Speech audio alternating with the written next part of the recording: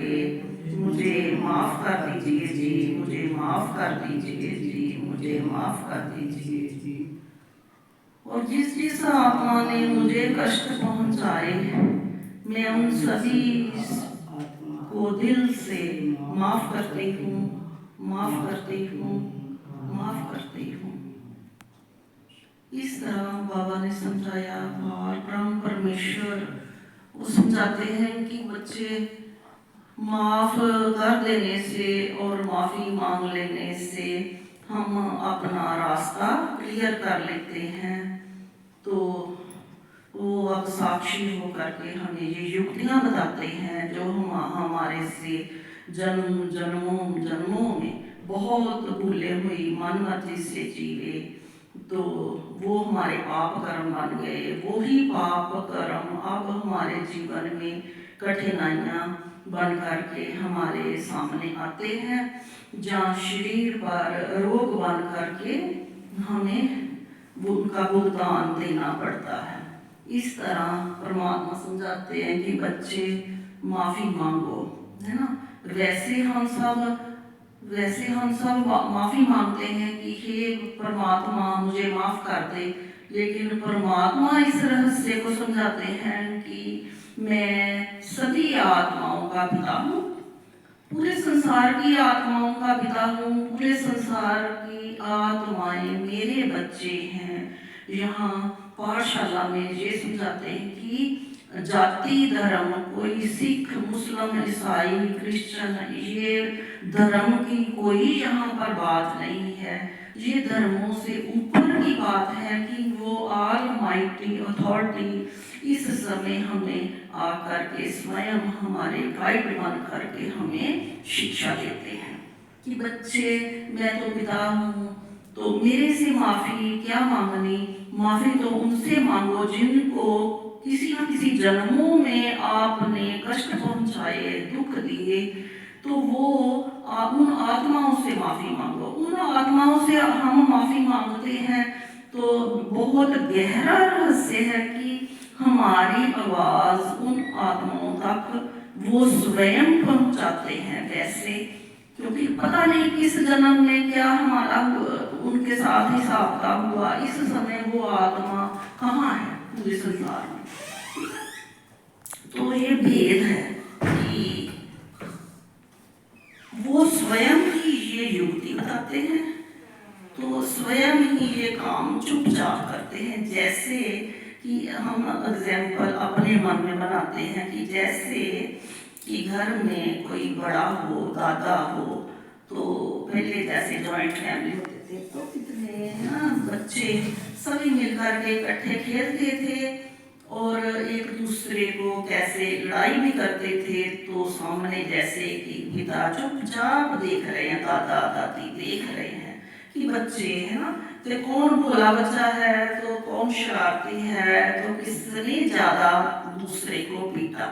तो जब लड़ करके दादा के पास आते हैं तो है ना कहते कि इसने मुझे मारा, लेकिन वो जानते होते हैं, सब देख रहे हैं जिस तरह की इस समय हम सभी के ऊपर देखो रिकॉर्डिंग हो रही है, सेकंड प्रति सेकंड हमारी रिकॉर्डिंग होती है। जैसे कि श्वास कैसे गिनती के मिले हैं, तो श्वास भी तो गिन रहा है ना कोई, इसी तरह से सेकंड प्रति सेकंड हमारी हर एक एक्टिविटी की रिकॉर्डिंग चल रही है, जिसको बाबा समझाते हैं कि आप अपना भाग्य स्वयं आप लिखो। अब आपको समझ आई तो सुनहरा भाग्य लिखो, जिससे कि आप फिर जब जन्म लेंगे तो आपका जीवन सुखी होगा। तो दूसरी बात है कि हम अब आत्मा मैं कौन हूँ इसके बारे में हम डिस्कस करते हैं, ज्ञान को रिवाइज करते हैं कि मैं कौन हूँ। जैसे कि गुरु नानक देव जी कहते हैं कि ए मन तू ज्योत स्वरूप है अपना मूल पहचान। तो इस वाक्य को, इस महावाक्य को सिर्फ हम बहुत प्रेम से इसका गायन ही करते हैं, इसकी डेप्थ में, इसकी गहराई में नहीं जाते कि यह मन तो ज्योत स्वरूप है अपना मूल पहचान। मतलब तू कौन है? तू तो एक रोशनी है, ऊर्जा है, ज्योत है। तो ये शरीर को ही तुमने अपना सब कुछ समझ लिया, तो लेकिन शरीर तो पता नहीं किस समय ये नष्ट हो जाए। तो नष्ट होने वाली चीज से प्यार करी बैठा है। तो इसलिए गुरु नानक देव जी इस तरह इस बात को समझाते हैं। लेकिन अब परमात्मा स्वयं इस सरल भाषा में हमें समझाते हैं कि तू एक आत्मा है, तू मेरा ही अंश है। तो इस बात को जैसे परमात्मा कहते कि बहुत विद्वान लोग कैसे वाक्य को कहते हैं मंत्र उच्चारण विधि से किसी भी शक्ति का तो उसको खुश करने की कोशिश करते हैं। जहाँ मन यज्ञ जब करते हैं तो मंत्र उच्चारण विधि करते हैं। तो मंत्र उच्चारण विधि में तो भूलें हो सकती हैं, है ना, कि मंत्र उच्चारण में किसी शब्द का है ना वो बोलना, उसकी प्रोनाउंसिएशन में गलती हो सकती है। तो लेकिन आप परमात्मा कहते हैं कि सरल सरल भाषा में बच्चे तू मुझे याद कर, मैं तेरा पिता हूँ, है ना। गीता में भी यही लिखा है कि देह का भान भूल कर तू आत्मा समझ मुझे याद कर, है ना। तो इसमें मंत्र उच्चारण की कोई बात गीता में भी नहीं लिखी हुई। वही पे वहां भी यही है कि तू देह का भान भूल, मतलब इस शरीर को मत समझ, सब कुछ समझ। ये शरीर तो तुझे मिला है कर्म करने के लिए। तो ये कब इसकी ये भेद है, रहस्य है, ये बहुत पर्दा है एक, कि पता नहीं इसने कब नष्ट हो जाना है। तो रह जानी है केवल आत्मा, जिसको फिर हिसाब देना पड़ता है कि शरीर में रहते हुए कर्म हुए तो कर्मों का हिसाब आत्मा के साथ कर्म डिस्पैच होके चले गए, तो वो फिर उसका हिसाब आत्मा को देना पड़ता है।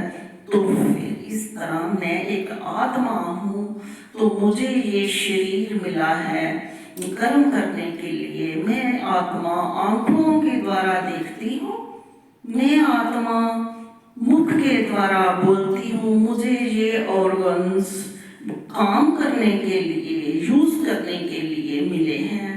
तो जैसे एग्जाम्पल के तौर पे देखो, किसी के गले में कुछ या आंख में कुछ हो जाए तो आंख नष्ट हो जाए, तो उस आंख से फिर वो देख नहीं सकता। तो इसका मतलब है कि ये कितने एक पुर्जे कैसे बने हैं कि जिनके द्वारा मैं आत्मा आंखों के द्वारा देखती हूँ, तो कंठ के द्वारा मैं मुख के द्वारा बोलती हूँ, हाथों के द्वारा कार्य करती हूँ। तो मुझ आत्मा को इस तरह के पहले भी अनेकों बार शरीर मिले, तो मैंने शरीर छोड़े। तो इस तरह फिर मेरा अपना कौन, दूसरी बात आती है कि मेरा कौन, मेरा वो परम पिता परमात्मा जिसका मैं अंश हूँ, जो अनादि है, जो अनंत है। अनादि का मतलब कि उसके शुरू का तो पता ही नहीं, तो अंत तो उसका है ही नहीं, उसका अंत किसी ने नहीं पाया, आज तक किसी ने नहीं पाया। वो ऑलमाइटी अथॉरिटी जिसका मैं आत्मा अंश हूँ। तो देवी देवते हैं जो जन्म लिया और शरीर छोड़ा, वो परमात्मा नहीं, वो देव शक्तियाँ एक महान शक्तियाँ हैं। लेकिन परमात्मा वो है जो अजर अमर अविनाशी है, जो कभी ना जन्मता है ना मरता है। वो एक ऊर्जा है, वो एक रोशनी है जिसकी ऊर्जा से सारे फलों में रस भर रहा है, फूलों में खुशबू भर रही है। तो उसका नूर 24 आवर बरस रहा है। मैं आत्मा उसके नूर को रिसीव करके फिर चार्ज हो जाती हूँ। जैसे कि जन्म लेते लेते लेते लेते बार बार शरीर मिला, शरीर छोड़ा, तो इससे आत्मा रूपी बैटरी इस समय काल के अंत में सबकी लो हो जाती है। तो अब हम इस आत्मा को, अपने आप को शांत चित्त होकर के परमात्मा की याद में, मैं एक पवित्र आत्मा हूँ, तो मैं सर्वशक्तिमान शिव पिता परमात्मा का अंश हूँ। इतना कहते ही समझ से कहना है, इसको बात को समझना है, केवल वाक्य समझकर बोलना नहीं है, इसको समझना है कि मैं आत्मा, इसका भी रूप कोई नहीं है ना, केवल एक रोशनी है, तो वो परमात्मा भी रोशनी है। तो जैसे कि दूसरे शब्दों में कहें कि मेरी शक्ल मेरे परमात्मा से मेल खाती है, मतलब वो भी ऊर्जा है, तो मैं आत्मा भी ऊर्जा हूँ। तो इस बात से ये क्लियर हो जाता है कि मैं आत्मा उस परम पिता परमात्मा का ही अंश हूँ। तो जब हम मेडिटेशन शुरू करते हैं, योग शुरू करते हैं, तो शांत चित्त हो करके इस शरीर को, बाबा कहते कष्ट नहीं देना, इसकी संभाल करनी है, इससे मोह नहीं करना, इसकी संभाल जरूर करनी, क्योंकि ये शरीर बहुत ही वैल्यूएबल चीज है, इससे हमने लाहा लेना है ना। तो जैसे कि शरीर को कहते सफला करना है, तो मैं एक आत्मा हूँ, तो मैं परम पिता परमात्मा का अंश हूँ, इतना कहते ही कनेक्शन जुड़ जाता है। तो हम ओम का उच्चारण करते हैं। ओम, देखो शब्द, ओम को शब्द नहीं समझना, शब्दों में जब हम आते हैं तो फिर उलझन पड़ती है। कोई कहता कि मैं तो अल्लाह अल्लाह तक कहता रहा है ना, कोई कहता मैं वाहिगुरु कहता रहा, लेकिन ओम शब्द नहीं है, ये एक गूंज है, ये एक अनहद नाद है, जो ये गूंज जो है पूरे ब्रह्मांड में ये गूंज ही व्याप्त है ना। तो इस गूंज को हमने, इस जो है ओम को हम शंखनाद कहते हैं, है ना, अनहद नाद कहते हैं। जैसे कि पहले परंपरा थी, अब तो ये लुप्त ही